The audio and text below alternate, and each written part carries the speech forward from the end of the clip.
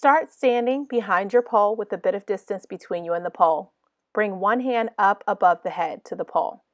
Same leg comes up with the knee above the hip, pressing the shin in towards the pole. Bring the outside hand right below that hand. Shoulders down as you drive the pole down through the ground. Bring the other leg up to the front of the pole, squeezing the pole in between the knees and the ankles and shins. Slowly roll the body up to stand, pressing the body firmly against the pole. Adjust the hands back to their original position. From here, shoulders down again, chest close.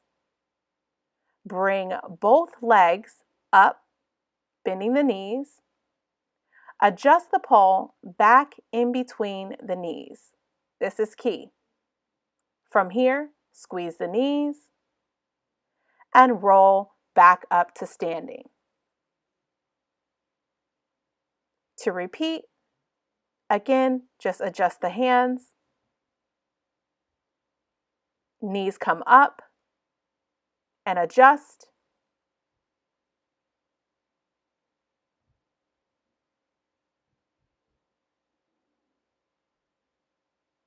Get it back in between the knees. Squeeze tight as you roll up to stand.